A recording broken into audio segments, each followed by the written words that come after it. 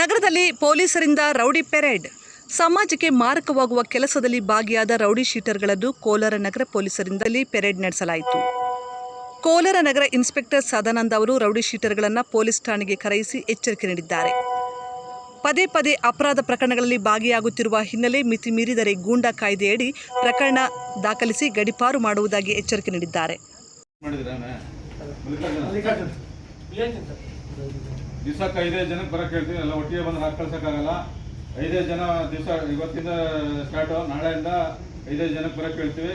5 ಜನ ಬರಬೇಕು. ನೀವು ನಾವು ಇನ್ನು ಮುಂದೆ 1 ವರ್ಷ ಯಾವುದೇ ಕಾರಣಕ್ಕೂ ಯಾವ ಅಪರಾಧ ಚಟುವಟಿಕೆಯಲ್ಲೂ ಭಾಗಿಯಾಗಲ್ಲ ಅಂತ ಹೇಳ್ಬಿಟ್ಟು ಬಾಂಡ್ ಬರ್ಕೊಡ್ಬೇಕು. ಅರ್ಥ ಆಯ್ತಾ? ಯಾಕೆ ಶೂರಿಟಿ ಕೊಟ್ಟಿರ್ತೀರಿ ನೀವು, ಮತ್ತು ಶೂರಿಟಿ ಕೊಟ್ಟರು ಕಟ್ಟಬೇಕಾಗುತ್ತೆ. ಅದರಿಂದ ದಯವಿಟ್ಟು ಯಾರು ಆ ಚಟುವಟಿಕೆಗಳು ಭಾಗಿಯಾಗಬೇಡಿ.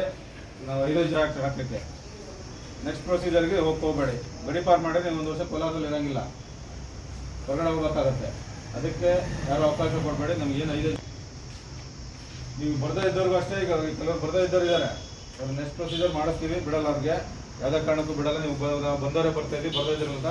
ಬರದೇ ಇದ್ದವ್ರಿಗೆ 100% ನಾವು ಏನು ಗಡೀಪಾರು ಮತ್ತು ಗುಂಡೆ ಹಾಕ್ತಿದ್ದೆ ಅದು ಮಾಡೇ ಮಾಡ್ತೀವಿ.